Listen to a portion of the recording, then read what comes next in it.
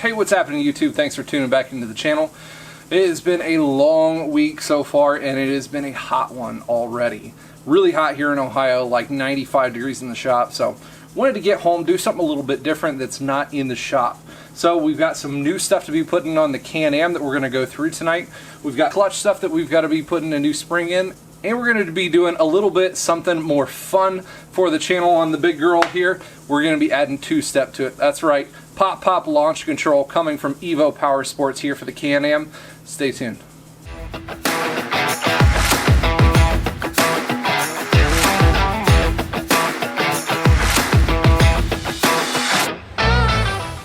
So in search of the need for speed here with this side-by-side, we're going to be adding a couple of things tonight. First thing is going to be a primary clutch spring. Because how are we going to get all this extra power from our two-step? We have to bring up the RPMs to be able to leave at a higher boost, and how we do that one is raise the spring pressure for the primary clutch. So we're going to be taking off the belt, we're going to be changing out the clutch, also going to be putting a new belt on tonight also. So we've got some special tools that we picked up from EVO Powersports to be able to get the job done. We got the new spring that's going to raise our RPMs up to about 2500 RPM to be able to take off at the traction control level. And we've got a new tune with launch control to be putting into the vehicle also. So first things first, we got to get into this clutch housing here because that is all stock, and already we're having some belt slippage issues too, so hopefully that's going to take care of that and give us a little bit more speed. Alright, got our SP Tools light here, get all set up in here to show you guys. Got the cover off already. All that one is a bunch of 8mm screws just kind of hanging out. And then we've got our factory belt removal tool here from Can-Am. So we're going to install this one real quick. We get her installed right there. And now another trick, we don't really want to mar up our section right here. Or anything, so I've got a nickel, something that's got like a little lip to it. I guess you could use a washer too. And we're going to put this right into that area and start to tighten down our bolt. Now we've got our 13mm ratchet wrench from SP, and we're going to be tightening this down to be able to loosen the whole assembly up to be able to get our belt out.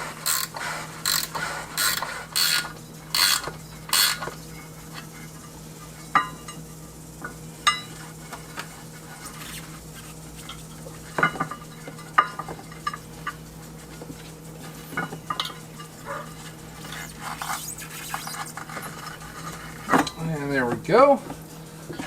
Got our belt off. See, as soon as I can get it off the primary here, of course it's stuck. And there we go. Get a little better look in here at it. And we'll say this belt has seen better days. It is quite rounded and flattened off on a lot of these edges. It is getting quite worn, and there's a lot of belt material just kind of in and around. Been running this thing pretty hard. Alright, now we're going to need to get our clutch tool, our belt tool, back off of here. So we're going to loosen it back up to get this off so we can get our secondary clutch housing off. Tell you one thing, love these SP Tools ratchet wrenches.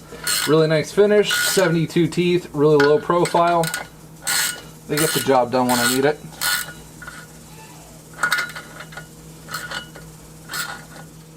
Now once we get that off, there's going to be a 17mm bolt in here for the secondary, so we can get that one out. So let me go grab the impact.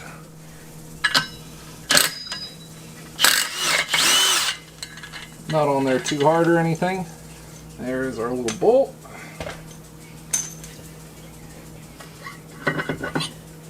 We'll get our secondary out of the way. Now one thing that you're definitely going to have to do to be able to get enough access to be able to get the bolt and the clutch out and everything, you're going to have to take off this sway bar link. So we've got our 18 and a 21 wrench to be able to get the upper sway bar link bolt out.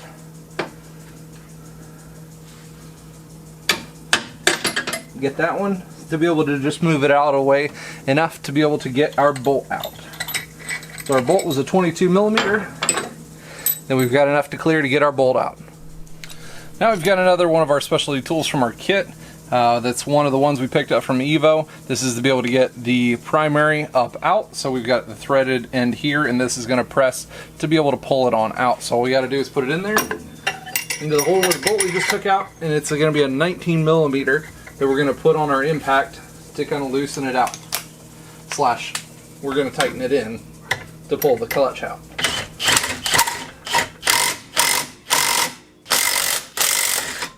There we go.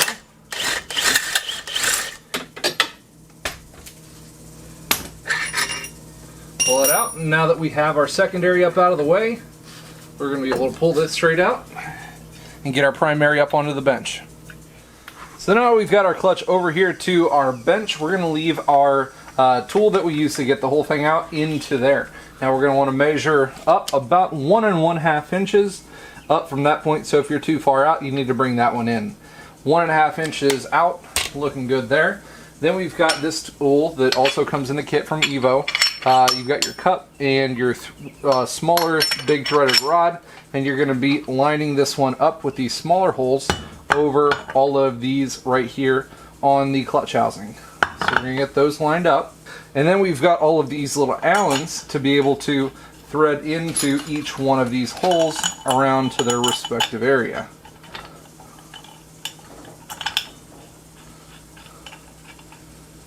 So we're going to get all of these put in there,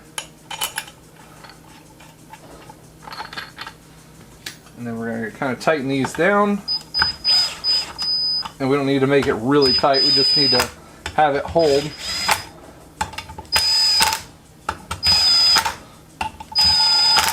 There we go, just like that. And now we've got our main puller here in the middle, and this is going to be a 24 millimeter. We've got that on our SP mid-torque impact. And we've got our handle here that's part of the tool, makes it really nice. We're going to go tighten to be able to push that down to pull that clutch portion up. Big loud pop right there, and we're loose. Next, all we're going to have to do is loosen that one back up. Take out all of our small screws.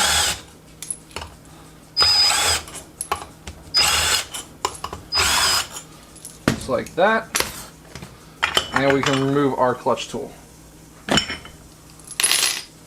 After that, we'll go ahead and remove our installer bolt. 37 threads later, get that one out, and we're going to see if we can pull it up out. How about that? Worn enough that I think we're going to have to be able to get this one out without doing too much prying. You want to be careful, you don't want to lose any of these little bushing caps in here either. So we've got that one there. Also, before I get it out too far, we're going to want to kind of mark this one exactly where we're at so we know where we're going back together. Not for anything certain, but just for wear purposes, because this unit does have, like, you know, almost 1,000 miles on it already. So we got that one good, and we're going to set that one over out of the way so we can get in here. This is actually where our clutch spring is going to be located at. Next, we're going to be taking our all thread that we've got with the 2 cups that come in the kit, one there and one there, and then we've got this nice little handle threaded on nut with a handle right here on it, and that's pretty much going to hold this housing in because our clutch spring is actually inside of there. So now we're going to need to be taking out these 6 30 millimeter torque screws from the housing right there. We're going to take these out.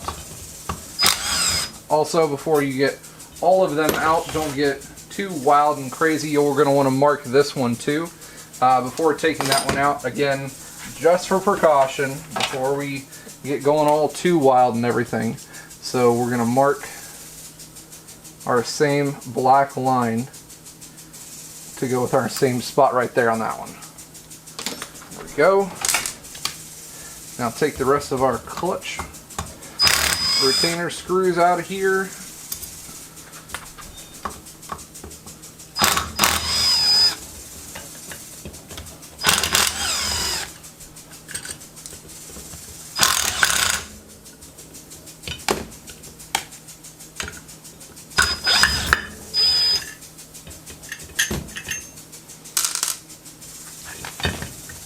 jar.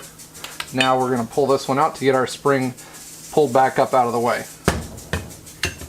And here is our original spring that came out. This is the factory one, black with a little purple paint on it. That is your factory one.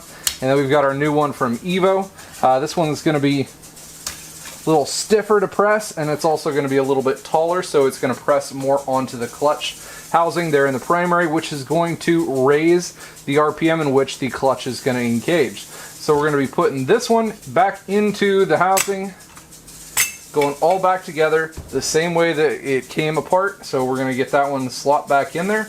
Now I know there's also going to be a lot of different clutch weight fingers that you guys can install. Lighter weight ones, heavier ones, ones that fling out easier, faster, whatever it might be. But we're going in steps on this one, so we're just going to put the spring in first, see where we're at on the baseline on this one, because this job is actually pretty easy to do once you have the correct tools to do it. So we're going to be leaving those in, but we are going to be kind of cleaning them up just to make sure they move and they flop back and forth really easily. That's what they're supposed to do. So let's get our spring put back in there, and then we'll check our clutch weights here to be able to make sure they're all clean and moving freely. And going back together, it's a little bit easier to use a vise. We've also pulled it off from our engagement little cooling section right here and the back cone. So we're going to tighten this one down until we get down to being able to put our screws, our 6 screws, back in to hold our housing in, and again lining our marks up that we set earlier. Now when you guys do get these all tightened up, you're going to want to evenly kind of jump back and forth across here. Don't want to get them up too overly tightened. I want to say like 15 foot-pounds or so, maybe not even that. We're just going to go by the wing of the impact here.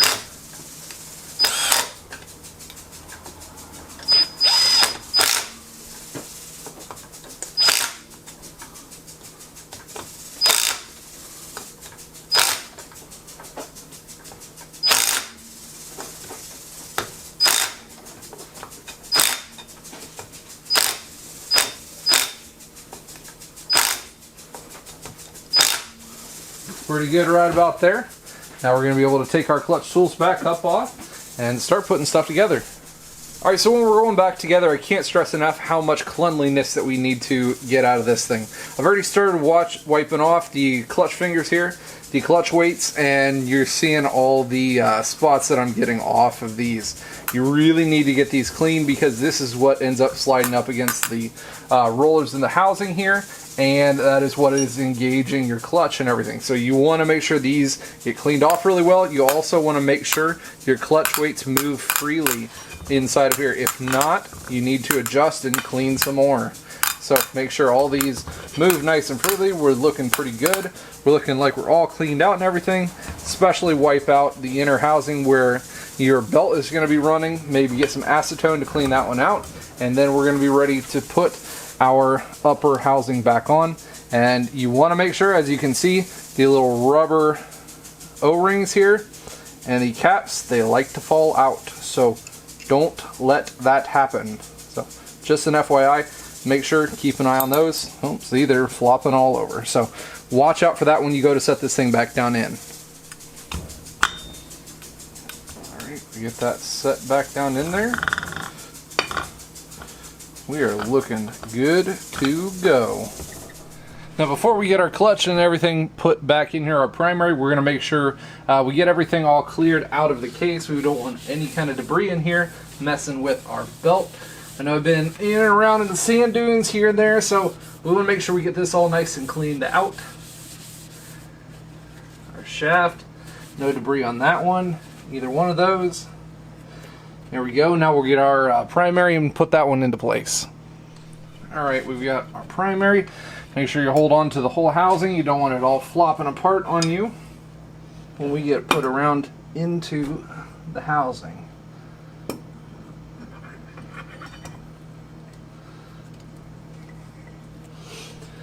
We've got it there. Now it is going to be a cone fit, so it is going to be a little bit of a tight one, but we're going to get our bolt fed back in, and we're going to get our impact and torque that one down. Now once we get that bolt snugged in, now we're going to have to torque it down, and we've got our SP Tools 1/2-inch torque wrench. This does torque in foot-pounds, I believe up to 200 or 250 foot-pounds. Also does torque degrees to the angle, so we're not going to need that one in this circumstance, but we're going to be tightening our primary bolt up to 90 foot-pounds.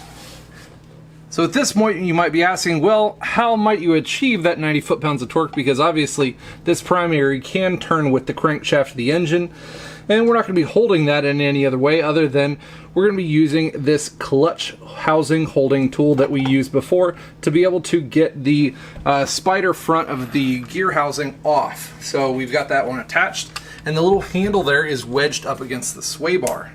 At that point we can put our torque wrench on here and start torquing this thing down to be able to achieve our 90 foot-pounds.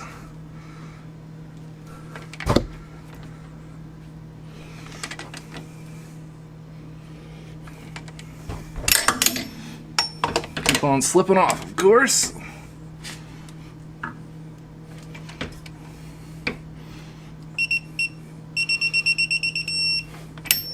And you can see we achieved 90.6 foot-pounds right there on our torque meter, so we're good to go on that one.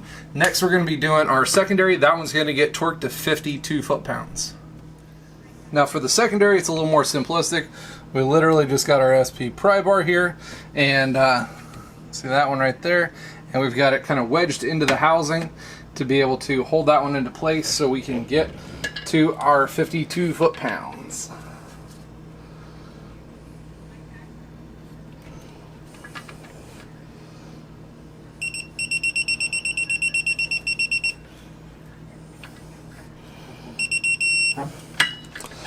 There, see it here, we hit 52.9 foot-pounds right on that one, so we are good to go there.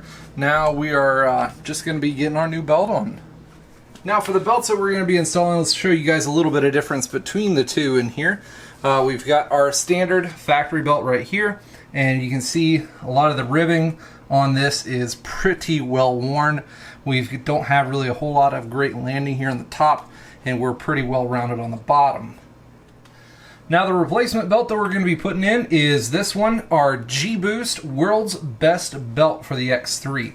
Now this one, as you can see, comparison wise, the ribbing on the top is quite a bit thicker. Gonna have a lot more meat to it, and then on the bottom we are having quite a bit deeper grooves there to it. It looks like it's going to be able to hold a lot more heat, got a lot more substance there in the middle.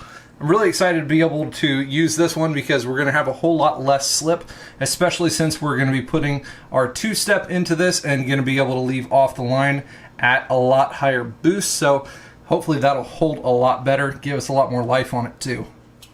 Now, of course, before you get everything put back together, you do want to make sure everything is working and functioning correctly. So we got our new belt back on. We're going to start it up, make sure everything is kind of slipping itself and how it's supposed to work when we first start it.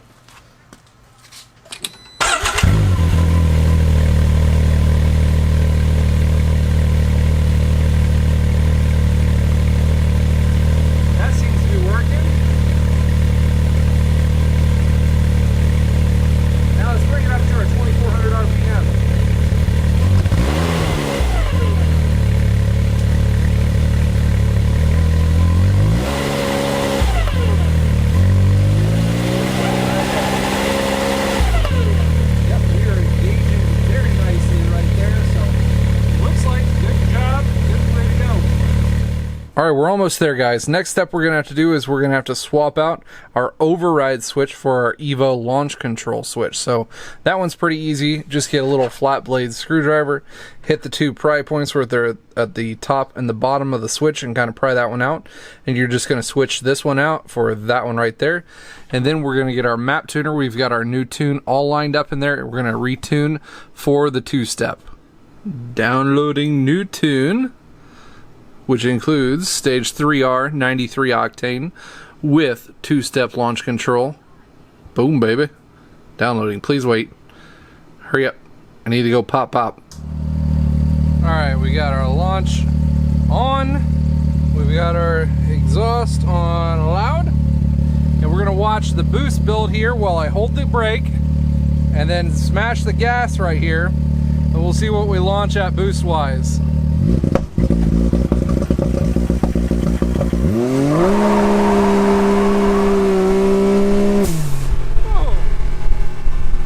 Holy, that was nuts.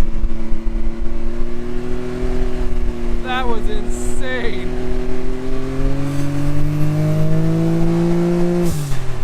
That was awesome. All right, so now we're going to get some official testing in.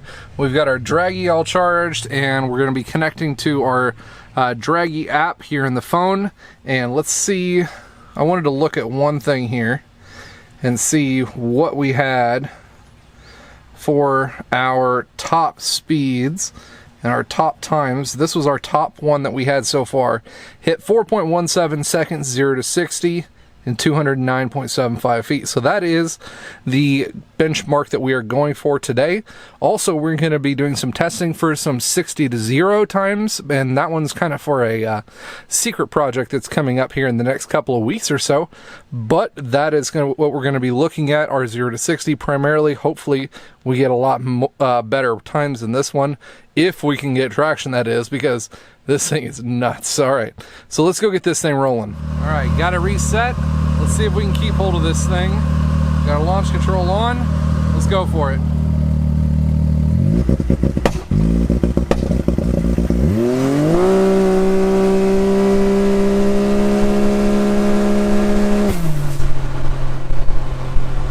Hit 60. Looks like we got a verified 477. So we need to do better than that. I'm gonna run it through again.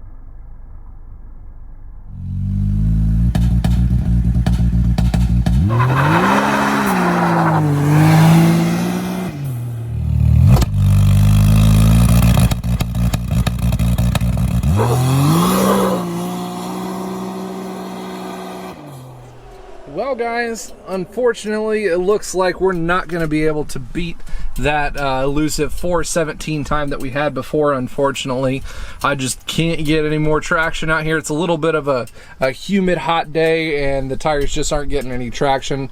I also need to break this belt in a little bit. So the best time that we were able to get was 4.25 seconds, something like that.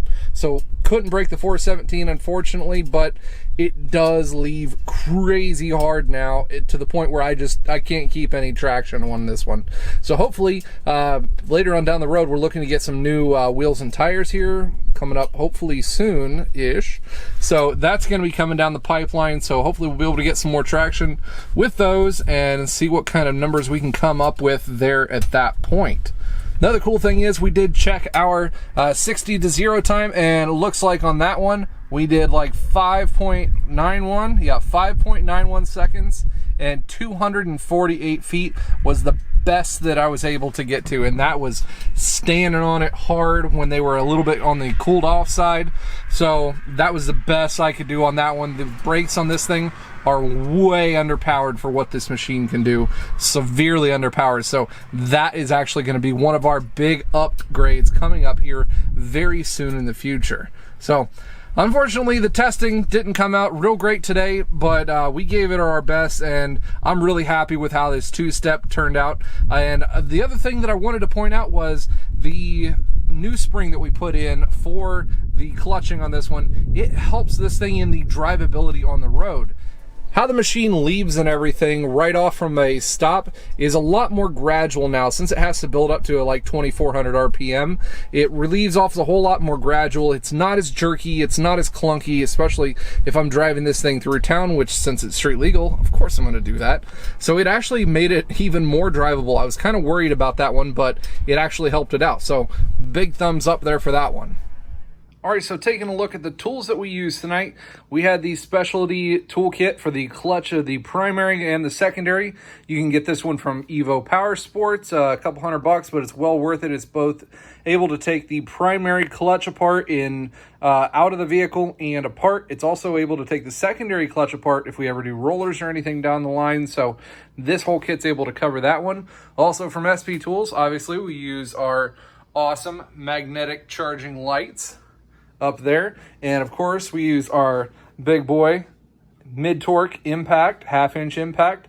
Also our 3/8 12-volt impact was there too. Their torque spit sets, I love their torque spit set. Haven't broken a single one yet, amazingly. For the amount of 30 torques that this thing is taken apart, I'm surprised at that one. And then of course we can't forget our socket set from SP, also with the Wobble Plus extensions that have come in such good handy there. And then their socket sets in 1/2-inch drive all the way up to 32 millimeters. So tonight we only used up to like 24. So it was able to cover every single size that we really needed. So big shout out to SP Tools for that one. If you guys have any questions, you can go over to their site, www.sptoolsusa.com. You use code Rustbelt and you can get 10% off anything on that site. All right, guys, that's about all the information I've got for you this evening. It was a fun build on this one. Unfortunately, we didn't quite get to the goal that we wanted, but EVO came through with some awesome stuff and awesome tunes. This thing is rocking it. It is killing it. It is ripping through everything. I'm in love with the need for speed and what this thing gives me. I'm absolutely loving it. Again, thank you guys for tuning in tonight. Make sure if you guys haven't subscribed already, go ahead and subscribe, turn on that bell notification so you get notified when I come out with cool, awesome content just like this one here today. I appreciate you guys tuning in, and as always, you guys stay awesome.